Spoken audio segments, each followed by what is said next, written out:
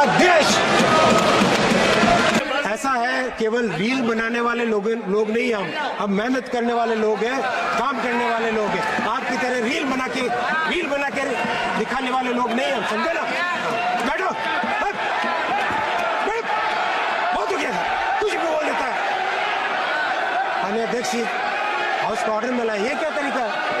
कुछ भी बीच में बोल देते हो।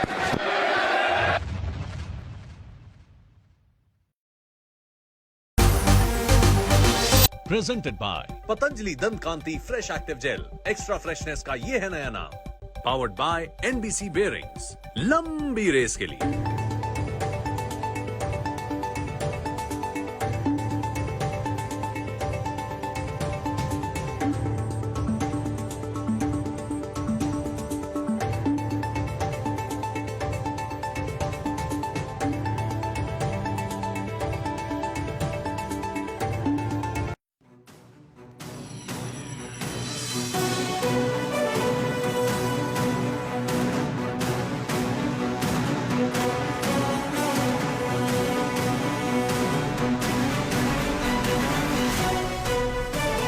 नमस्कार, मैं हूं सुधीर चौधरी और ब्लैक एंड व्हाइट में आपका स्वागत है।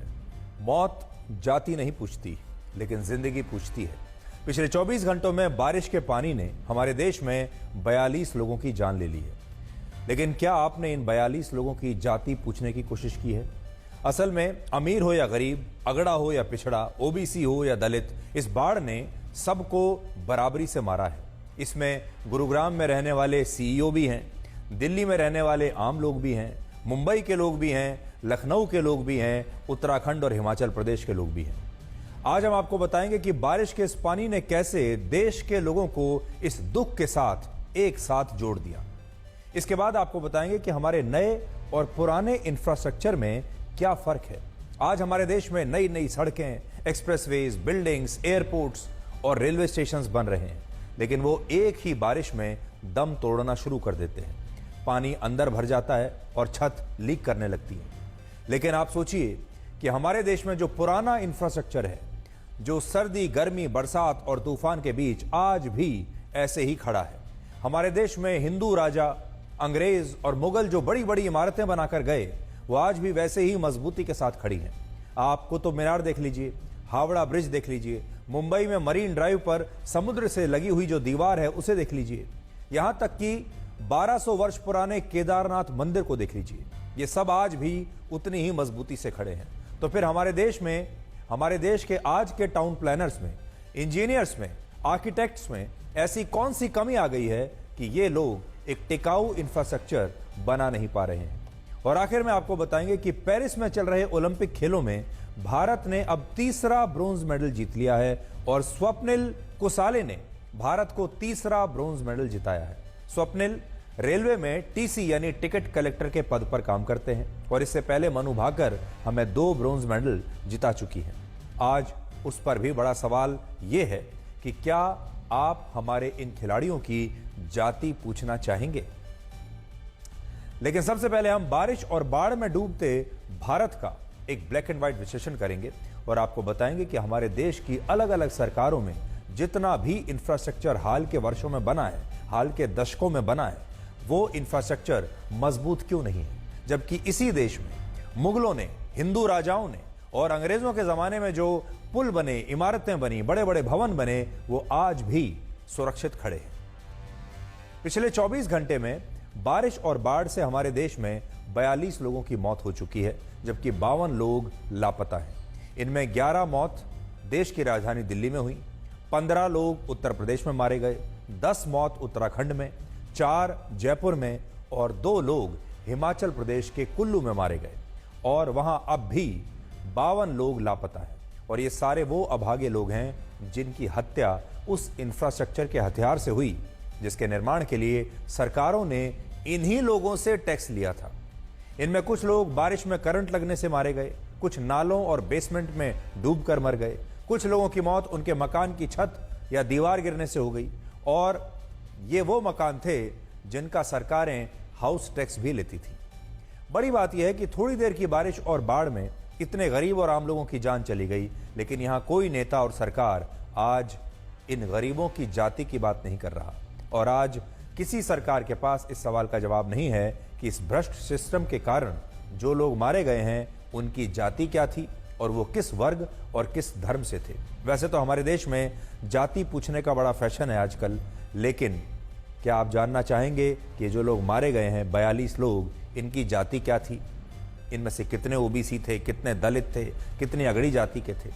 हमारे देश में आम लोगों से उनकी जाति सिर्फ चुनाव में वोट लेने के लिए पूछी जाती है, लेकिन जब यही लोग मरते हैं तो सरकारें सिर्फ यही कहती हैं कि उनके यहाँ मरने वालों का आंकड़ा कितना है और मरने वालों की संख्या बता दी जाती है। और जो लोग जाति देखकर इन नेताओं को वोट देते हैं, उन्हीं आम लोगों को इस सिस्टम से जाति के नाम पर कोई रियायत नहीं मिलती और इन लोगों के नसीब में सिर्फ ऐसी ही दर्दनाक मौत लिखी होती है। आज दिल्ली की एक सड़क पर हुए इस गड्ढे की पूरे देश में चर्चा हो रही है और यह गड्ढा आज आप सबको भी देखना चाहिए जो आपकी स्क्रीन पर इस समय है, क्योंकि इसमें आपको अपने टैक्स का पैसा दिखाई देगा। क्या आपको पता है कि दिल्ली का हर व्यक्ति सरकार को सालाना 80,000 रुपए का टैक्स देता है। गुरुग्राम में 2.5 लाख रुपए का टैक्स प्रति व्यक्ति देता है। मुंबई में 2.25 लाख रुपए, बेंगलुरु में लोग 1.5 लाख रुपए टैक्स देते हैं औसतन, अहमदाबाद में 70,000 रुपए और चेन्नई में हर व्यक्ति सरकार को सालाना 75,000 रुपए का टैक्स देता है। और सरकारें टैक्स के इसी पैसे से जो सड़कें, हाईवेज, पुल, अस्पताल, स्कूल और एयरपोर्ट्स बनाती हैं, उनकी कुछ ही वर्षों में क्या दुर्गति होती है वो आज आप इन तस्वीरों में देख सकते हैं। और असल में बाढ़ के इस पानी ने पूरे देश को एक साथ जोड़ दिया है। अब जो तस्वीरें आप देखेंगे ये जयपुर इंटरनेशनल एयरपोर्ट की हैं, जहां मुख्य टर्मिनल पर इतना पानी भर गया कि वहां यात्रियों को कई घंटे तक इस पानी से संघर्ष करना पड़ा। और सोचिए ये हाल हमारे अंतर्राष्ट्रीय एयरपोर्ट का है, जहां इतने भी इंतजाम नहीं कि वहां पानी की निकासी हो सके। और यहां बात सिर्फ एक एयरपोर्ट की नहीं है, ये एयरपोर्ट जयपुर का है। जरा देखते चलिए आप कि इस समय वहां क्या हाल है। ये आज दिन की तस्वीरें हैं। देख फोटो है, ये पर गलती मत करना यार।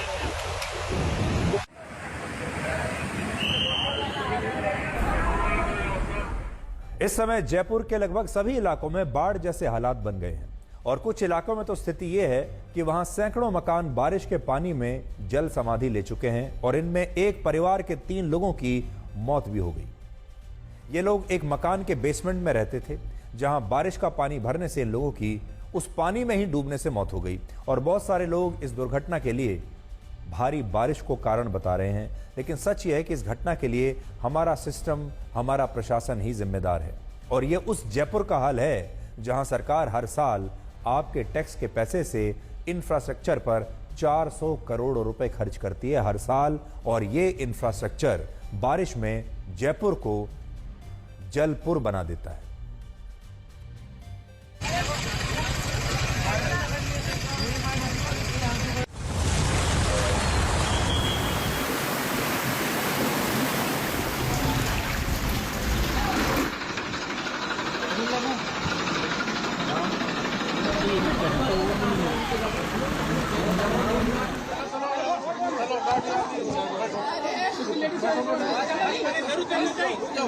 जियब हो बबुआ, हम कैसे जियब हो बबुआ।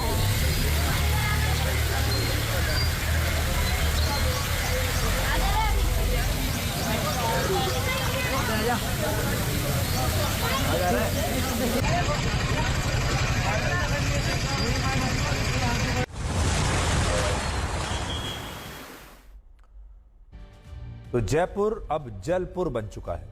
अब आपको भारत की राजधानी दिल्ली का इंफ्रास्ट्रक्चर दिखाते हैं, जो बारिश और बाढ़ के कारण कोमा में जा चुका है। और इस इंफ्रास्ट्रक्चर ने कुछ ही वर्षों में अपना जवाब दे दिया है। दिल्ली में कल शाम हुई बारिश के बाद 32 से ज्यादा अंडरपास पानी से भर गए, 70 से ज्यादा लिंक रोड्स पर ट्रैफिक ठप हो गया और कई रिहायशी इलाकों में भी बाढ़ जैसे हालात बन गए। सबसे ज्यादा हैरानी की बात यह है कि भारत का जो इंस्टीट्यूट ऑफ टाउन प्लानर्स शहरों के विकास की योजना बनाता है, आज वो खुद अपनी बिल्डिंग को बारिश के पानी से बचा नहीं पाया। और दिल्ली की हालत ये हो गई कि यहाँ यमुना नदी से ज़्यादा पानी दिल्ली की सड़कों पर नजर आ रहा था। और बात सिर्फ बारिश और उसके कारण हुए जल भराव की भी नहीं है। दिल्ली के गाजीपुर में एक महिला और उसकी 3 साल की बच्ची बारिश के दौरान एक नाले में बह गई और अब उनका शव 7 किलोमीटर दूर नोएडा के पास मिला है। सोचिए, बहते बहते वो 7 किलोमीटर आगे चले गए, नोएडा तक उनका शव पहुंच गया। इसी तरह दिल्ली के एक और इलाके में एक मकान की छत गिरने से एक व्यक्ति की मौत हो गई, जबकि एक और इलाके में बिजली के तारों से करंट लगने के कारण एक छात्र की कोचिंग सेंटर जाते हुए मौत हो गई। और सोचिए, सब कुछ देश की राजधानी दिल्ली में हो रहा है। ये देश के आम लोग हैं और जब आप इनकी बात सुनेंगे तो हर एक कहानी में आपको दर्द नजर आएगा। सबकी अलग अलग कहानियां हैं। आपके पास शायद लोगों की कहानी सुनने का अब समय नहीं है। दुनिया में दिल्ली जैसी शायद ही कोई राजधानी होगी जहां पूरे साल पहले लोग वायु प्रदूषण से मरते हैं, क्योंकि हवा ऐसी है जिसमें आप सांस नहीं ले सकते। उसके बाद बारिश में मरते हैं, बाढ़ में भी मरते हैं, और बाढ़ में सरकार का इंफ्रास्ट्रक्चर और हमारा बेईमान सिस्टम लोगों की जान लेता है। और इस बात को आप इस रिपोर्ट से और अच्छी तरह समझ पाएंगे। जरा देखिए।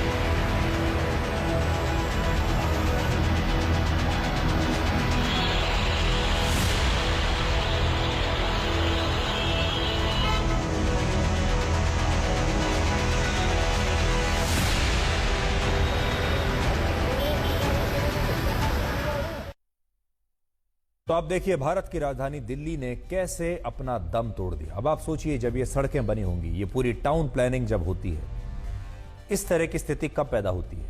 ये तब पैदा होती है जब आपका इंफ्रास्ट्रक्चर चरमरा जाता है, जब आपका ड्रेनेज सिस्टम काम करना बंद कर देता है, जब आपकी सरकारें कुछ प्लान नहीं कर पाती और ये जो नई नई सुरंगें बन रही हैं, नई नई सड़कें बन रही हैं और ये एक बारिश को भी झेल नहीं पा रही है। ये सारी तस्वीरें जब आप देखेंगे तो क्या आपको ऐसा लगेगा कि ये स्मार्ट सिटी है? हमने आपको जितने भी शहरों की तस्वीरें आज दिखाई, आगे दिखाएंगे, आप कह ही नहीं सकते कि ये स्मार्ट सिटीज है। क्या दिल्ली आपको स्मार्ट सिटी दिखता है? क्या गुरुग्राम आपको स्मार्ट सिटी दिखता है?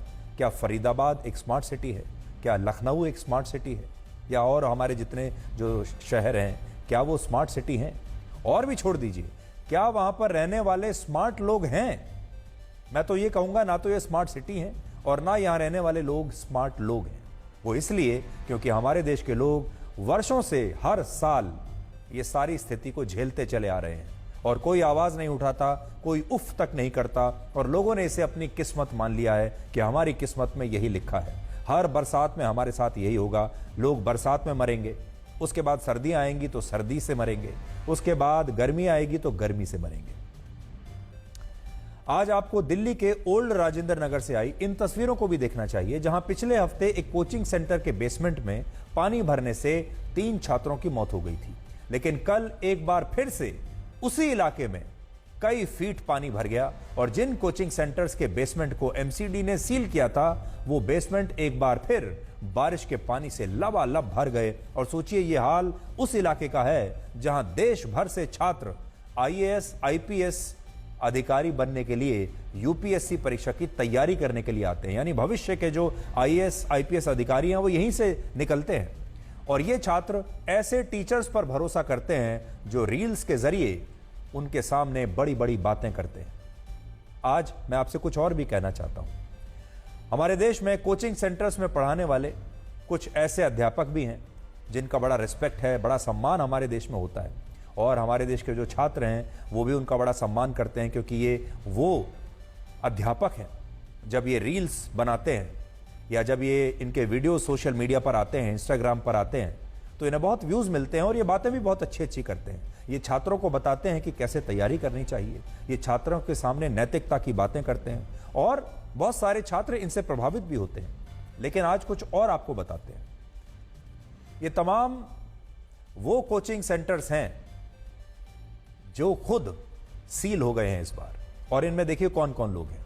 विकास दिव्य कीर्ति हैं, अवध ओझा हैं, पटना वाले खान सर हैं, राउ स्टडी सर्कल के मालिक अभिषेक गुप्ता हैं। और ये सारे वो लोग हैं जिनके कोचिंग सेंटर्स में बहुत सारी अनियमितताएं पाई गई हैं और फिर इन्हें सील करना पड़ा।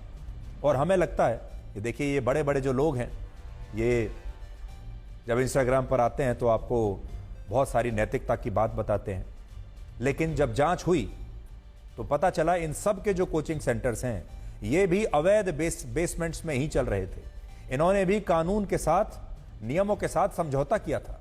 अब समझौता क्यों किया था? हमें लगता है कि इनकी कुछ ना कुछ मजबूरियां तो रही होंगी, इसीलिए इन्होंने कानून के साथ, नियमों के साथ समझौता किया और इसी कारण इन्होंने कोचिंग सेंटर के संचालन में नियमों की अनदेखी की। लेकिन यह बात तो तय है कि ये लोग छात्रों को अपनी रील्स में नैतिकता और ज्ञान का पाठ तो पढ़ाते हैं, लेकिन जब बात पैसे कमाने की आती है तो ये अपने गुरुकुल को शिक्षा की दुकानों और बड़े बड़े शोरूम्स में बदल देते हैं। और राउ स्टडी सर्कल इसका सबसे बड़ा उदाहरण है, जहां थोड़े दिन पहले दुर्घटना हुई थी। इस कोचिंग संस्थान की स्थापना आजादी के 6 साल बाद वर्ष 1953 में हुई थी और उस समय डॉक्टर एस राव ने इस कोचिंग संस्थान की नींव रखी। और डॉक्टर एस राव भारत में ऐसे युवाओं की पौध तैयार करना चाहते थे जो नौकरशाही में जाकर भारत की व्यवस्था को बदल सकें। और इसके लिए उस समय उन्होंने कनॉट प्लेस के एक होटल के एक छोटे से कमरे में छात्रों को पढ़ाना शुरू किया। लेकिन वर्ष 1980 आते आते ये कोचिंग सेंटर शिक्षा की एक बहुत बड़ी दुकान में बदल गया और आज देश भर में इसके कई बड़े बड़े आउटलेट्स हैं और इसका सालाना जो रेवेन्यू है वो 10 करोड़ रुपए के आसपास है। सोचिए, किसने सोचा था कि एक दिन बैंकों की तरह कोचिंग सेंटर्स की भी देश के अलग अलग शहरों में शाखाएं होंगी और इन दुकानों में भी बैंकों की तरह छात्रों से लाखों रुपए लेने के लिए कैशियर्स रखे जाएंगे जो नोट गिनते रहेंगे सारे दिन। लेकिन आज यही हो रहा है और दुख की बात यह है कि इस सब में हमारा भ्रष्ट सिस्टम भी हमारे युवाओं के खिलाफ आज काम कर रहा है।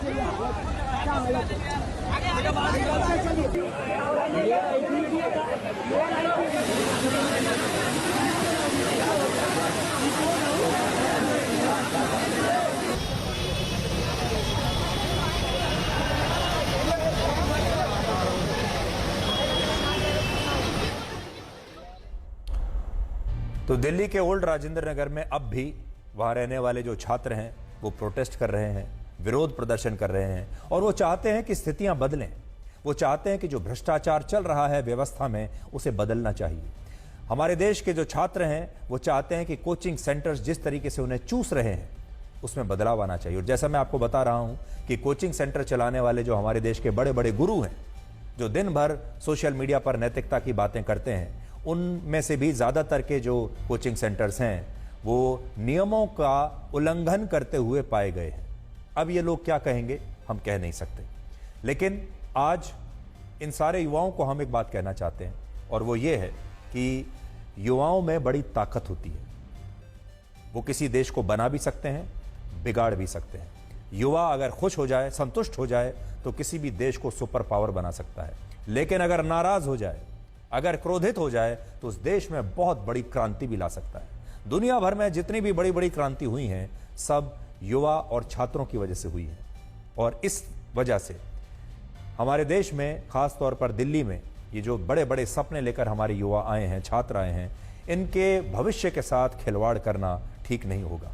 और ये चाहें तो बहुत बड़ी क्रांति ला सकते हैं। हम इनके साथ हैं, हमने बार बार इनकी आवाज़ उठाई है, और आज भी हम यही चाहेंगे कि प्रशासन को अब कुछ बड़े बदलाव, सरकारों को अब कुछ बड़े बदलाव करने ही होंगे, चाहे वो कोचिंग सेंटर्स हों या फिर कोचिंग सेंटर्स के आसपास जिस तरह की तरीके से छात्रों का शोषण हो रहा है, वो भ्रष्टाचार में डूबे हुए सिस्टम का शिकार हो रहे हैं, उसे हमें बंद करना पड़ेगा। अब आपको दिल्ली के बाद गुरुग्राम लेकर चलते हैं, जिसे भारत का साइबर सिटी भी कहा जाता है। लेकिन इस साइबर सिटी को जब आप देखेंगे तो अब ये एक लेक सिटी बन चुका है। जिस गुरुग्राम के लोग सरकार को सालाना 2.5 लाख रुपए का टैक्स देते हैं, उस गुरुग्राम में अब बड़ी बड़ी लग्जरी कार्स से लेकर बड़े बड़े बंगले और फ्लैट्स और मकान पानी में डूब गए हैं। और इस बाढ़ ने अमीर, गरीब और हर जाति और धर्म के लोगों को एक कर दिया है। गुरुग्राम में 24,000 से ज्यादा बड़ी और मल्टीनेशनल कंपनियां हैं, और यहां कई हाउसिंग सोसाइटीज हैं जहां 100 करोड़ रुपए के मकान हैं।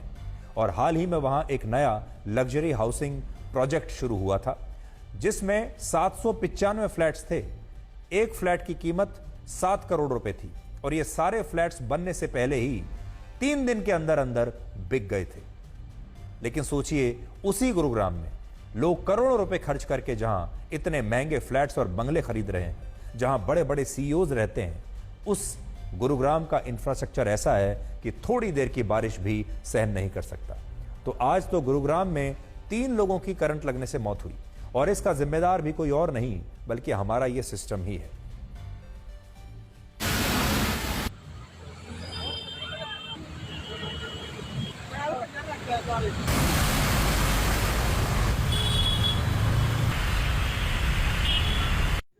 घर के अंदर तक पानी आ गया।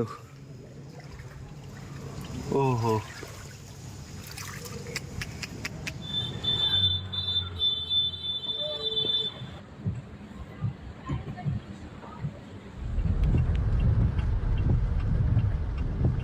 इसकी बैटरी डाउन हो जाएगी, क्या फायदा। उठ गई क्या गाड़ी पीछे से? अब देखिए, हिमाचल प्रदेश के कुल्लू और दूसरे इलाकों में बादल फटने से 2 लोग मारे गए, जबकि 52 लोग लापता हैं, और ऐसी आशंका है कि ये लोग भी शायद अब जिंदा ना बचे हों। हिमाचल प्रदेश में पिछले 24 घंटे से कई इमारतें ध्वस्त होकर उफनती नदियों में समा चुकी हैं, और इस जलजले ने हिमाचल प्रदेश के पूरे रोड नेटवर्क को बुरी तरह से प्रभावित किया है। हिमाचल प्रदेश में पिछले 1 साल में सड़कें, पुल और बांध बनाने पर लगभग 5,000 करोड़ रुपए खर्च हुए, लेकिन यह इंफ्रास्ट्रक्चर 24 घंटे की बारिश को सह नहीं पाया। जबकि पहाड़ों पर जब किसी टनल या सड़क का निर्माण होता है, तो इस दौरान 2 बातों पर सबसे ज्यादा ध्यान दिया जाता है। पहला, वो सड़क हर तरह के मौसम की मार को झेल पाए, और दूसरा, इंफ्रास्ट्रक्चर की क्वालिटी ऐसी हो कि इसकी बार बार मरम्मत ना करनी पड़े। लेकिन पिछले 24 घंटे की बारिश ने इस राज्य के इंफ्रास्ट्रक्चर की पोल खोल दी है, और हिमाचल प्रदेश के हिल स्टेशन अब किल स्टेशन बनते जा रहे हैं। और हिमाचल प्रदेश की सरकार ने भी अभी कहा है कि अभी आप थोड़े दिन यहां पर ना आए। आज जब आप हिमाचल प्रदेश से हमारी ये रिपोर्ट देखेंगे, तो आपको पता चलेगा कि इंफ्रास्ट्रक्चर का फ्रॉड असल में कैंसर की तरह लाइलाज होता जा रहा है।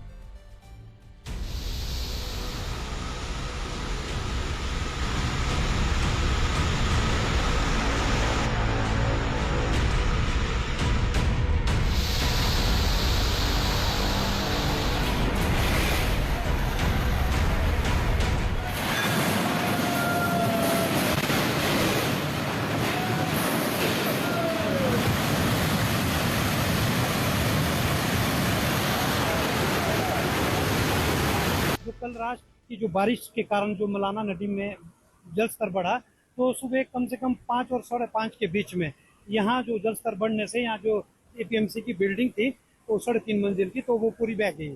जिस तरह से बाढ़ की स्थिति यहाँ पर बनी थी तो काफी जो नुकसान, जो यहाँ पे जानी नुकसान भी हो सकता था, लेकिन अब कहीं ना कहीं जो ये सामने वाली जो इमारत है इसे भी अब नुकसान हो सकता है, क्योंकि काफी जो बाढ़ के पानी ने जो इसे भी काफी नुकसान पहुंचाया है। बहरहाल कुल्लू जिले के कई इलाके ऐसे हैं जहां काफी नुकसान जो इस बाढ़ ने किया है।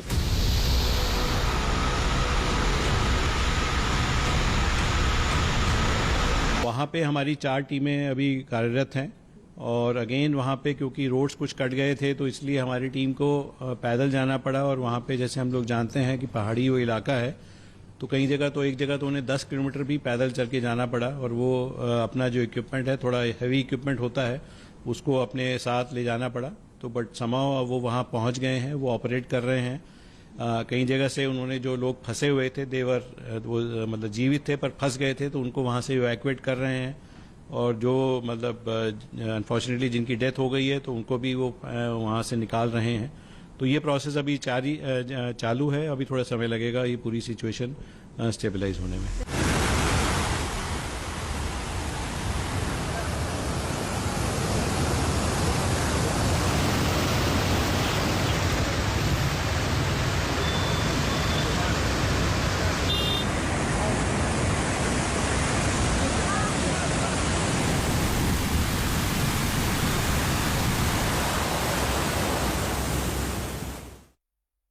अब उत्तराखंड की तस्वीर दिखाते हैं, जहां टेहरी गढ़वाल में बादल फटने से 2 लोगों की मौत हो गई, जबकि केदारनाथ में भी बादल फटने से 30 मीटर की एक सड़क मंदाकिनी नदी में समा गई। और ये वही सड़क है जिसका पुनर्निर्माण वर्ष 2024 में, यानी अब से लगभग 4 साल पहले हुआ था। लेकिन 4 वर्षों में ही यह सड़क बारिश में धंस गई और अब इसके कारण केदारनाथ यात्रा को रोक दिया गया है और अब वहां 200 श्रद्धालु इस समय फंसे हुए हैं। दुख की बात यह है कि इस त्रासदी में केदारनाथ के स्थानीय दुकानदारों ने खाने पीने से लेकर बाकी चीजों के दाम 2 से 3 गुना बढ़ा दिए हैं और यहां आम आदमी ही दूसरे आम आदमी को लूटने में जुट गया है। और यह बेईमानी भी हमारे देश के लोगों का एक अलग ही चरित्र आपको दिखाती है।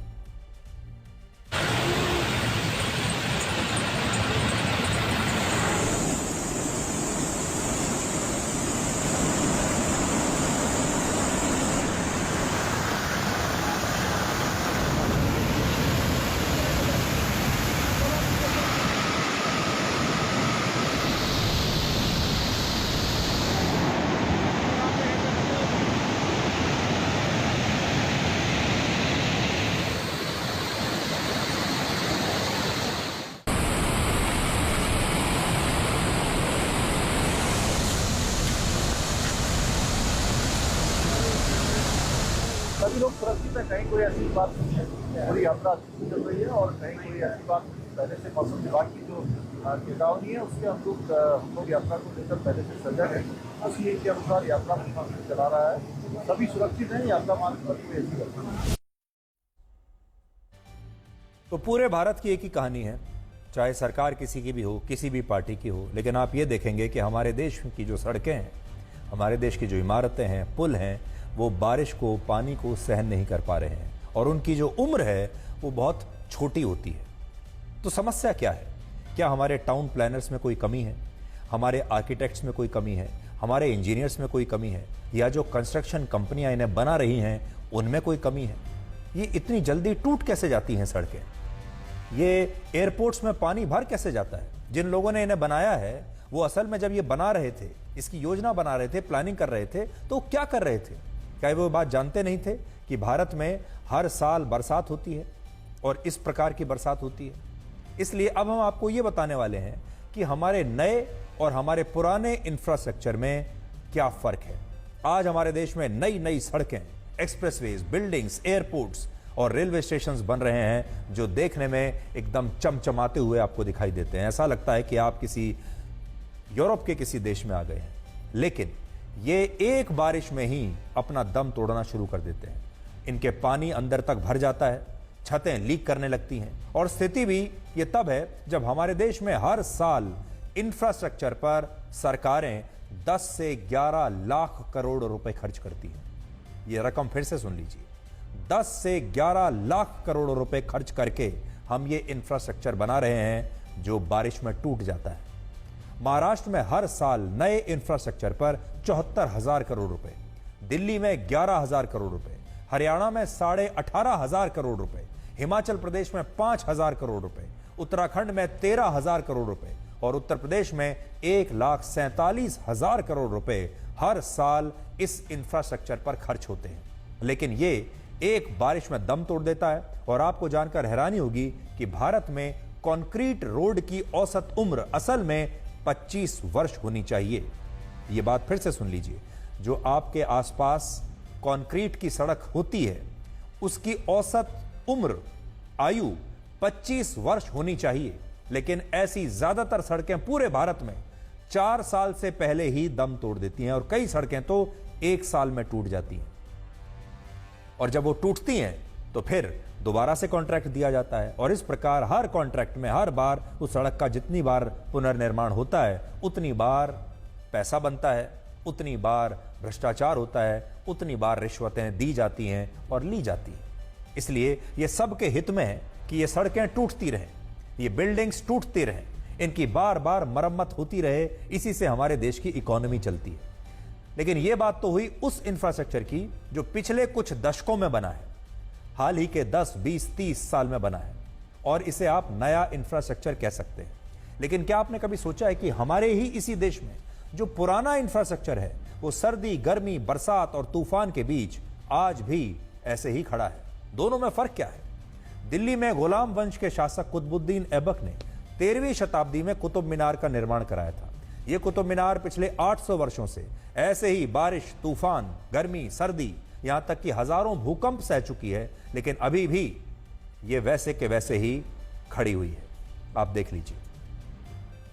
इसी तरह जगत गुरु आदि शंकराचार्य ने आज से लगभग 1200 वर्ष पहले 8वीं शताब्दी में केदारनाथ मंदिर का निर्माण कराया था और एक समय ऐसा भी आया जब यह मंदिर पूरे 400 वर्षों तक बर्फ के नीचे दबा रहा और यहां कई बाढ़ आई, बहुत सारे विनाश हुए। लेकिन 1200 वर्षों के बाद भी यह मंदिर अपने मूल रूप में आज भी सुरक्षित खड़ा है। इसी तरह अंग्रेजों ने वर्ष 1942 में कलकत्ता में हुगली नदी पर हावड़ा ब्रिज का निर्माण करवाया था और आज 82 वर्षों के बाद भी यह हावड़ा ब्रिज पूरी तरह से ऐसे ही खड़ा हुआ है।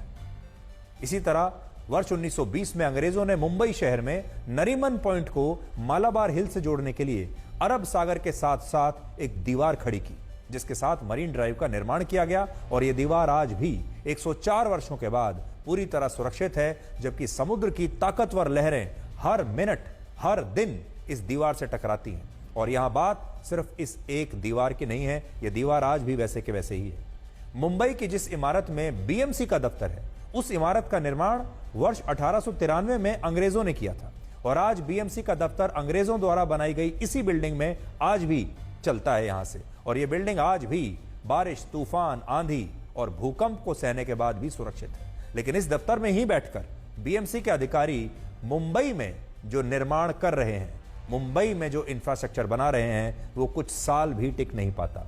और यही स्थिति दिल्ली के इंडिया गेट को देखकर आपको पता चलेगी। इंडिया गेट देख लीजिए, वैसे का वैसा ही खड़ा है। लाल किला और आगरा के ताजमहल को देख लीजिए, जो 1 से 3 सदियों के बाद भी अपने मूल रूप में सुरक्षित हैं। और अगर आप देखेंगे, ताजमहल के बगल से यमुना नदी जाती है। इसी प्रकार से अगर दिल्ली का आप लाल किला देखेंगे, उसकी भी बिल्कुल बगल से यमुना नदी बहती है, लेकिन पानी के इतने करीब होने के कारण भी यह इंफ्रास्ट्रक्चर आज भी वैसे ही टिका हुआ है। इसीलिए यहां आपके मन में यह सवाल आता होगा कि आखिर हमारे देश में आज के टाउन प्लानर्स में, इंजीनियर्स में, आर्किटेक्ट्स में, कंस्ट्रक्शन कंपनीज में ऐसी कौन सी कमी आ गई कि ये लोग एक टिकाऊ इंफ्रास्ट्रक्चर बना नहीं पा रहे। जबकि पहले तो हमारे देश में इंजीनियरिंग के ऐसे बड़े बड़े कॉलेज नहीं थे, IITs नहीं थे और ना ही इंजीनियरिंग की ऐसी कोई बड़ी बड़ी डिग्री हुआ करती थी। तो इसका कारण यही है कि हमारे देश में निर्माण कार्यों में सबसे ज्यादा बेईमानी होती है और यह वही बेईमानी है जिसमें जनता की भलाई के नाम पर एक भ्रष्ट सिस्टम रिश्वत की मलाई खाता चला जाता है। वरना आप खुद सोचिए कि हमारे देश में इंफ्रास्ट्रक्चर ज्यादा दिन तक चलता क्यों नहीं।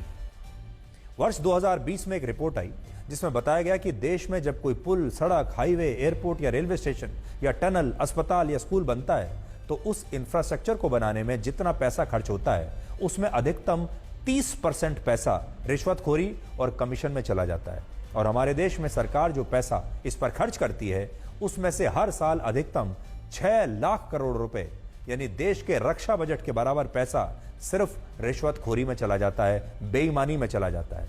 और यही वजह है कि सरकार द्वारा बनाया गया ये इंफ्रास्ट्रक्चर ज्यादा दिन तक चल ही नहीं पाता और उसकी हवा निकल जाती है। और इस लीकेज को कोई भी सरकार भर नहीं पाती, रोक नहीं पाती। सबसे बड़ी बात यह कि घटिया और खराब गुणवत्ता के इंफ्रास्ट्रक्चर की पोल खोलने वाला मौसम बेईमान नहीं होता, बल्कि बेईमान होता है हमारा सिस्टम जो सरकारें बदलने पर भी कभी बदलता नहीं। मेरे पीछे जो वीटी स्टेशन जिसे विक्टोरिया टर्मिनस और आज की तारीख में छत्रपति शिवाजी महाराज टर्मिनस भी कहा जाता है, वो मुसाफिरों के लिए कितना फेमस है। ये स्ट्रक्चर अंग्रेजों द्वारा, ब्रिटिशर्स के द्वारा बनाया गया 1887 का आज भी इतना ही इंटैक्ट है। आप देखते हैं कि ये स्ट्रक्चर कैसा खड़ा है और मेरे पीछे कितने मुसाफिर यहाँ पर आए हैं इस स्ट्रक्चर को देखने। और उसी दौरान अगर आप देखेंगे तो यहाँ के जो सेल्फी पॉइंट पर हम मौजूद हैं, मेरे बिल्कुल ही पीछे ये बीएमसी का मुख्यालय है जो 1884 में बनाया गया था। इसकी भी अगर हालत आप आज देखें तो जैसे अंग्रेजी में कहते हैं, it stands intact and tall today. Basic construction और रेस्टोरेशन वर्क चल रहा है, लेकिन आज तक इस बिल्डिंग को कोई भी स्ट्रक्चरल डैमेज नहीं आया। मेरे ठीक पीछे आप इस ऐतिहासिक इंडिया गेट को देख रहे हैं। 2031 में इसकी उम्र लगभग 100 साल हो जाएगी। अब आप सोचेंगे क्यों? क्योंकि इसकी आधारशिला जब ड्यूक ऑफ कनॉट ने 1921 में रखी थी और तब उसे एडविन लुटियंस ने डिजाइन किया। अब आप समझिए कि आजादी के पहले का ये निर्माण कार्य और 10 साल बाद, उस समय जब वायसराय लॉर्ड इरविन थे, तब उन्होंने इसे राष्ट्र को समर्पित किया था। यानी 1931 में जब ये इंडिया गेट बनाया गया था, खासकर प्रथम विश्व युद्ध में जो लोग मारे गए थे उनकी याद में, और उसके बाद से लेकर के लगभग 100 साल होने को आए हैं। इसके नीचे एक स्मारक भी बनाया गया था। और इस निर्माण के साथ आप देखें तो मुझे नहीं याद आता कि हाल फिलहाल या पिछले कई दशकों में कभी ऐसी शिकायत आई हो कि इस इंडिया गेट में या तो पानी टपक रहा है या इसकी कोई ईंट टूट कर गिर गई। तो आप अंदाजा लगाइए, क्या आपको लगता है कि आज अगर कोई सड़क बनी हो या पिछले 10-20 साल में कोई सड़क बनी हो, कोई इमारत बनी हो, आपको लगता है कि वो 100-200 साल तक चलेगी? नहीं चल पाएगी। तो फिर आज हम आपके सामने ये सवाल छोड़कर जा रहे हैं, ऐसा क्या हुआ कि आज हमारे पास तकनीक भी है, हमारे पास पैसा भी है, हमारे पास लेटेस्ट टेक्नोलॉजी भी है, हमारे पास दुनिया के शानदार टाउन प्लानर्स हैं, आर्किटेक्ट्स हैं, इंजीनियर्स हैं, बड़ी बड़ी कंस्ट्रक्शन कंपनियां हैं जिन्हें हम दुनिया की बड़ी बड़ी कंपनियों में शुमार करते हैं, और फिर भी हमारे देश में ऐसी सड़कें बन रही हैं, ऐसे एक्सप्रेसवेज बन रहे हैं, ऐसी इमारतें बन रही हैं, ऐसे एयरपोर्ट्स बन रहे हैं जिनमें पानी भर जाता है, जिनकी छत गिर जाती है। ऐसा क्यों हो रहा है? और इसका एक ही कारण समझ में आता है, और वो है बेईमानी। हमारा काम है आपको जागरूक करना, हमारा काम है आपके दिमाग में जो सवाल आते हैं उनका जवाब आप तक पहुंचाना। आप भी जब एयरपोर्ट्स पर जाते होंगे, इन जगहों पर जाते होंगे, सोचिए, मैं आपको एक दीवार दिखा रहा हूं, देखिए, ये बड़ी स्क्रीन पर मैं आपको दिखाता हूं, इस दीवार को देखिए। ये प्रयागराज में एक दीवार है जो खड़े खड़े ऐसे ही ढह गई।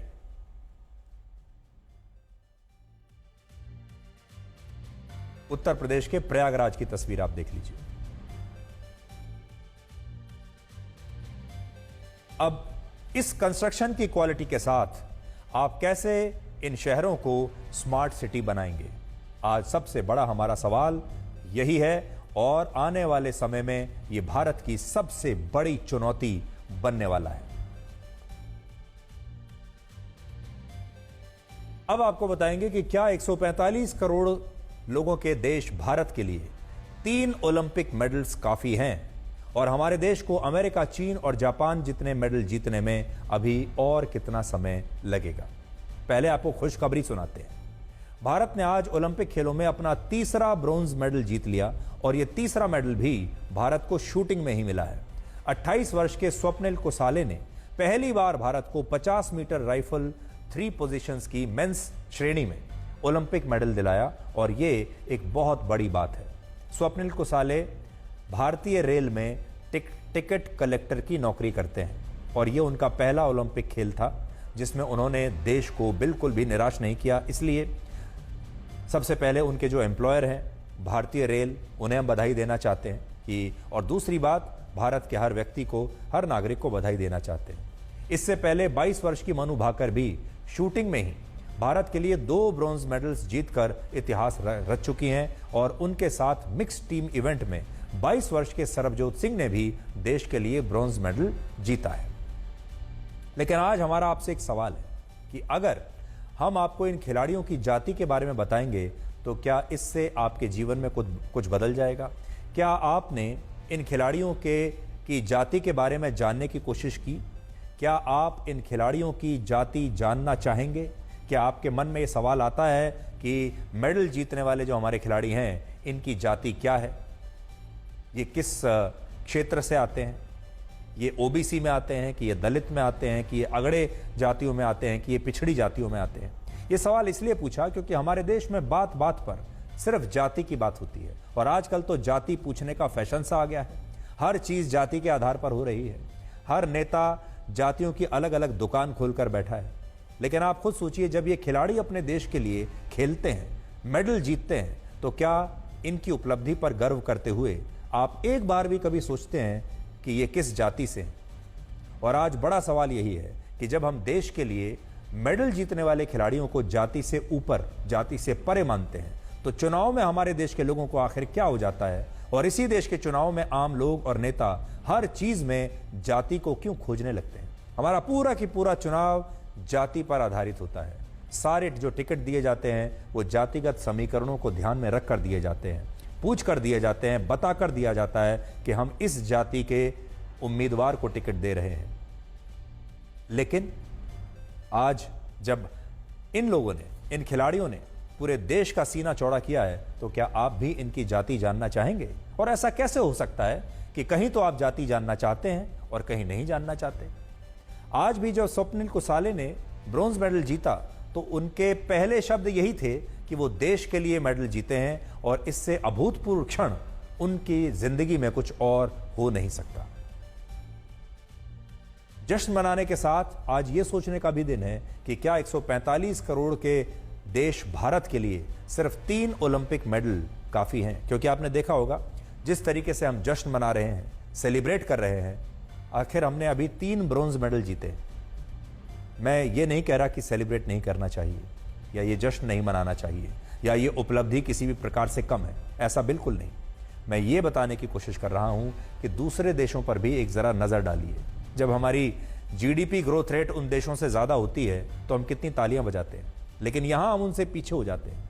इस बार के ओलंपिक खेलों में अब तक 203 में से 48 देशों ने मेडल जीते हैं।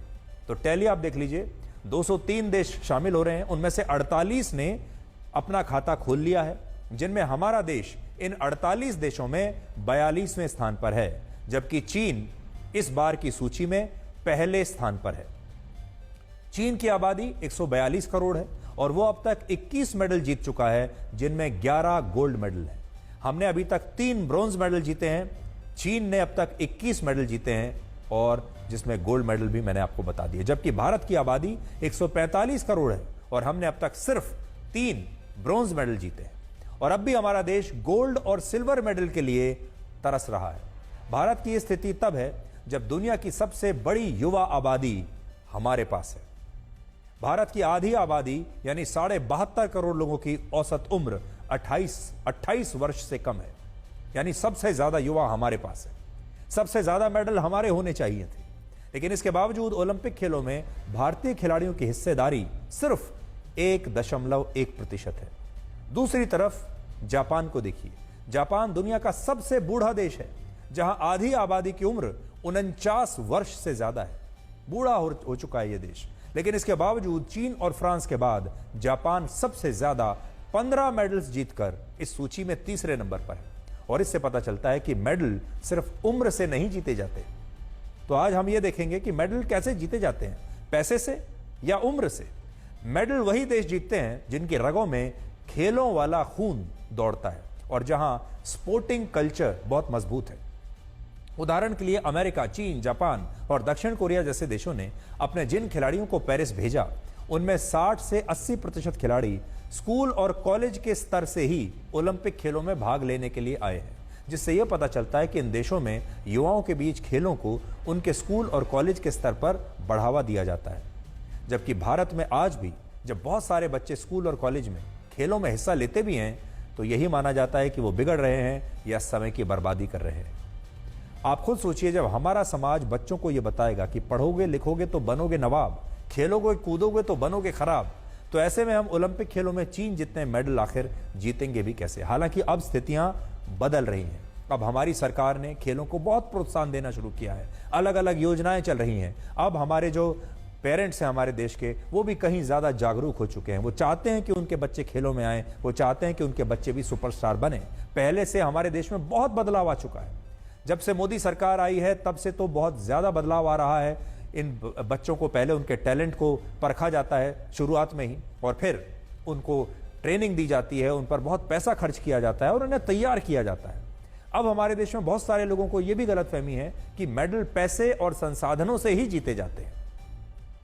पूरी दुनिया में गोल्ड मेडल जीतने पर सबसे ज्यादा 6 करोड़ 40 लाख रुपए की इनाम राशि हांगकांग में मिलती है।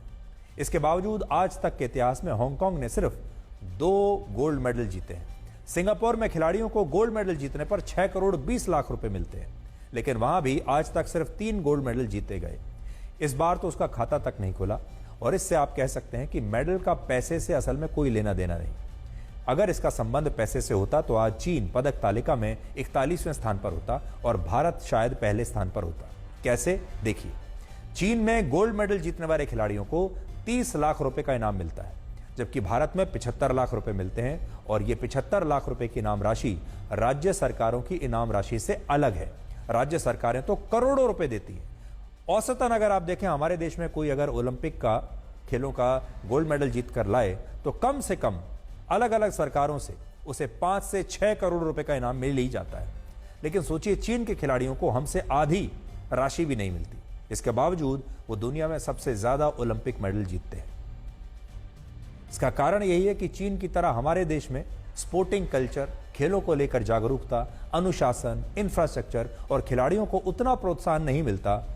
और जिस दिन इसमें बदलाव आने लगेगा, उस दिन से हमारे देश में भी ओलंपिक मेडल जीतने के लिए हम तरसना बंद कर देंगे, जो कि अब हमारे देश में बदलाव आना शुरू हुआ है।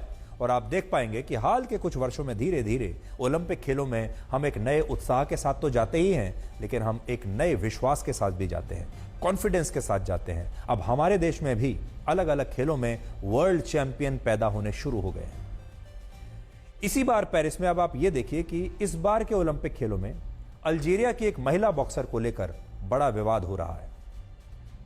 इस महिला बॉक्सर का नाम है ईमान खलीफ, जिन्होंने आज एक बाउट में इटली की एक महिला बॉक्सर को सिर्फ 46 सेकंड में रिंग से बाहर जाने पर मजबूर कर दिया। और यह हार भी ऐसे हुई कि इटली की इस महिला बॉक्सर ने इस बाउट के शुरू होते ही 46 सेकंड के बाद मुकाबला लड़ने से इनकार कर दिया और कह दिया कि वो अल्जीरिया की इस महिला बॉक्सर से नहीं लड़ पाएगी, क्योंकि उस खिलाड़ी को ऐसा लग रहा था कि वो एक महिला बॉक्सर से नहीं बल्कि पुरुष बॉक्सर के साथ लड़ रही है। असल में आप देखिएगा, धीरे धीरे आपको ऐसा लगेगा जैसे एक तरफ एक महिला बॉक्सर है और दूसरी तरफ उसके साथ लड़ने के लिए एक पुरुष बॉक्सर को उतार दिया। असल में अल्जीरिया की इस महिला बॉक्सर पर आरोप है कि उसमें जेनेटिक तौर पर पुरुषों वाली विशेषताएं हैं, जबकि अभी उन्हें महिला वर्ग में खेलने की अनुमति दी गई है। वर्ष 2023 में वर्ल्ड बॉक्सिंग चैंपियनशिप्स में इस महिला बॉक्सर को डिस्क्वालीफाई कर दिया गया था, और कारण यही था कि तब उसके जेंडर एलिजिबिलिटी टेस्ट में उनका टेस्टोस्टेरोन लेवल बढ़ा हुआ था। लेकिन अब उन्हें ओलंपिक खेलों में महिला वर्ग में खेलने की अनुमति दे दी गई, क्योंकि ओलंपिक्स कमेटी के नियम इंटरनेशनल बॉक्सिंग एसोसिएशन से अलग होते हैं। और इसे लेकर सोशल मीडिया पर भी इंटरनेशनल ओलंपिक कमेटी की काफी आलोचना हो रही है, और पुरुषों जैसी विशेषता वाली महिला खिलाड़ी को महिला वर्ग में खिलाने का बहुत विरोध हो रहा है। इटली की प्रधानमंत्री जॉर्जिया मेलोनी ने कहा कि जिन खिलाड़ियों में जेनेटिक तौर पर पुरुषों जैसी विशेषताएं हैं, उन्हें महिलाओं की प्रतियोगिताओं में शामिल नहीं किया जाना चाहिए। तो ये एक बहुत बड़ा विवाद हो गया है, और ये है तो कहने को महिला खिलाड़ी, लेकिन बहुत सारे लोगों का ये कहना है कि असल में ये एक पुरुष है और इसे महिला वर्ग में खिलाने की वजह से महिला खिलाड़ियों के साथ बहुत नाइंसाफी हुई है। इस बार का पेरिस ओलंपिक्स खेल और खिलाड़ियों से ज्यादा अपनी अव्यवस्थाओं के लिए भी चर्चाओं में है, जहां खिलाड़ी गर्मी में रहने के लिए मजबूर हैं। कई खिलाड़ियों ने पर्याप्त खाना न मिलने की शिकायत की है और यहां तक कि ओलंपिक विलेज में चोरी की घटनाएं भी हो चुकी हैं और इस अव्यवस्था की वजह से कई खिलाड़ी अब रात को ठीक से सो भी नहीं पा रहे हैं। भारत के कई खिलाड़ियों ने खराब खाने को लेकर शिकायत की है। बैडमिंटन खिलाड़ी तनिषा क्रास्टो को 25 जुलाई को खाना ही नहीं मिला। जब वो खाने के लिए पहुंची तब तक खाना खत्म हो चुका था और दोबारा से खाने के कंटेनर में खाना आया ही नहीं। तनिषा ने ट्रांसपोर्ट को लेकर भी शिकायत की और कहा कि ओलंपिक विलेज से स्टेडियम तक पहुंचने में बहुत परेशानी हो रही है। जिन गाड़ियों की व्यवस्था की गई वो तय शेड्यूल से नहीं चल रही और साथ ही खिलाड़ी गर्मी में बिना एसी वाली गाड़ियों में ट्रैवल करने के लिए मजबूर है। दक्षिण कोरिया के तैराकों ने ट्रांसपोर्ट की समस्याओं की वजह से एक ही दिन बाद ओलंपिक विलेज से चेकआउट कर दिया, वो छोड़कर चले गए। फ्रांस में इस समय भीषण गर्मी पड़ रही है और तापमान 31 डिग्री तक पहुंच गया है, जो कि वहां के हिसाब से सामान्य नहीं है। ओलंपिक्स के आयोजकों ने पर्यावरण का हवाला देते हुए इस बार खिलाड़ियों के रूम्स में एसी नहीं लगाया और इस वजह से गर्मी में खिलाड़ी ठीक से सो नहीं पा रहे क्योंकि गर्मी वहां बहुत पड़ रही है। भारतीय बॉक्सर अमित पंघाल को भी खाने को लेकर बड़ी समस्या हुई और अमित अपने भोजन में सिर्फ दाल रोटी खाते हैं, लेकिन ओलंपिक विलेज में ये खाना उपलब्ध ही नहीं था, इसलिए वो भी बाहर से कहीं से ऑर्डर करके दाल रोटी खा रहे हैं। अच्छा खाना न मिल पाने की वजह से ब्रिटेन की टीम ने तो अपना वहां से खासतौर पर शेफ बुला लिया है और गर्मी और खाने पीने के अलावा ओलंपिक विलेज में चोरी की घटनाएं भी हो रही हैं। जापान के एक खिलाड़ी ने अपनी शादी की अंगूठी खोने की शिकायत की, जबकि ऑस्ट्रेलिया के कोच ने अपने क्रेडिट कार्ड चोरी होने की शिकायत करवाई है। अमेरिका की टेनिस खिलाड़ी कोको गॉफ ने पेरिस ओलंपिक विलेज में अव्यवस्था पर बहुत सवाल उठाए और उन्होंने कहा कि 10 लड़कियों पर सिर्फ 2 बाथरूम्स दिए गए हैं और इस वजह से कुछ खिलाड़ियों ने होटल में शिफ्ट करने का फैसला किया है। और अब आखिर में आपको हमास के चीफ इस्माइल हनिये की अंतिम यात्रा की तस्वीरें दिखाते हैं। उसकी शोक सभा में हजारों लोग आज शामिल हुए और इन तस्वीरों ने आज पूरी दुनिया में एक नई बहस छेड़ दी है और वो ये कि किस तरह हजारों लोग इकट्ठा हुए और इस्माइल हनिये के शव को तेहरान यूनिवर्सिटी में श्रद्धांजलि आज दी गई है और इस मौके पर हुई प्रार्थना में ईरान के सर्वोच्च नेता अली खुमैनी भी मौजूद थे।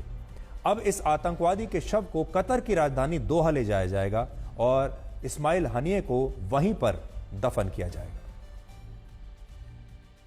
तो दुनिया के सबसे बड़े और मोस्ट वांटेड आतंकवादी की जो शोक सभा है, अंतिम यात्रा है, देख लीजिए कितने सारे लोग उसमें शामिल होने के लिए आए हैं। यह अपने आप में एक बहुत बड़ी टिप्पणी है। यहां एक और बड़ा मुद्दा यह भी है कि इजराइल ने इस आतंकवादी को मिसाइल हमले में मारा, लेकिन इस मिसाइल को इराक, सीरिया, ईरान और जॉर्डन जैसे देशों का रेडार सिस्टम पकड़ नहीं पाया और इन देशों के हजारों करोड़ रुपए के एंटी मिसाइल सिस्टम्स धरे के धरे रह गए, फेल हो गए। यानी बड़ा सवाल यह है कि यह मिसाइल जिससे इस आतंकवादी को मारा गया, असल में यह मिसाइल ईरान के क्षेत्र में पहुंची कैसे और इसके आसपास जो एंटी मिसाइल सिस्टम्स हैं, ईरान के जो रेडार्स हैं, वो इस मिसाइल को पकड़ क्यों नहीं पाए, ये एक बड़ा रहस्य अभी भी बना हुआ है। तो आज के लिए ब्लैक एंड व्हाइट में इतना ही। अब आपसे हमारी अगली मुलाकात होगी कल रात 9 बजे। तब तक आप खुश रहिए, सुरक्षित रहिए, स्वस्थ रहिए। और इस दुनिया में सब अदाकार होते हैं, लेकिन हर किसी को दूसरों का तमाशा देखने में ही मजा आता है। नमस्कार।